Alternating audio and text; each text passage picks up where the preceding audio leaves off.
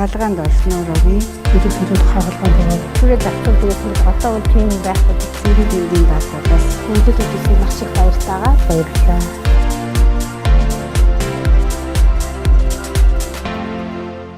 Өвчтөй байгаа хүмүүсийн бол арга эрд бол энэ эрүүл мэндийн даатгалын сангаас олгож байгаа төлбөр улсаас дааж байгаа энэ бол маш хэрэгтэй юм байна. Манай гэр бүлийн хүний хувьд бол одоо энэ тухайн хагалгаа нь бол одоо яг зөвхөн тэр хагалгаа буюу тэр суцсан дотор тавьж байгаа тэр суцсны хагалгааных нь өртөх нь тэр материал нь л өөрөө 72 сая төгрөг болж байгаа. Манай эхнэр өөрөө бол одоо их хүн төрөөд удааг байгаа учраас бол имчилгээ үйлчлэг хагалгаа үйлчлэг нь бол энэ эмнэлгийн байгууллага бол одоо үзүүлэх үүрэгтэй хэдиж дахиад цаашаа ямар хагалгаа гарах вэ? Энэ эрүүл мэндийн даатгалаа төлөөгөө байсан бол энэ арга эрт одоо ямар хүнд асуудлууд орж ирэх вэ? Санхүүгийн хувьд тийм ээ гэдэг асуудал бас гарч ирэх юм байна. Тэгэхээр эрүүл мэндийн даатгал төлснөөрөө эрүүл мэндийн даатгалд хамрагдсанараа энэ том эрсдлүүдийг бол одоо бид нэр бүгд хүн бол бас давж гарах бүрэн боломжтой байна гэдэг бол одоо бид гэр бүлийнхээ хэмжээнд өөрийнхөө хэмжээнд одоо бид бол мэдрээд байж байгаадаа бол бас таатай байна. Тэгээд эрүүл мэндийн даатгалаа төлөх нь зөв юм байна л гэж хэлмээр.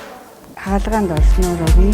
Ирээд хаалгаанд ороод Түрээд давтал дээрээс одоо бол тийм байхгүй зэрэг эндийн даатгалаас хүндэт үдсийн маш их баяртайгаа баярлалаа.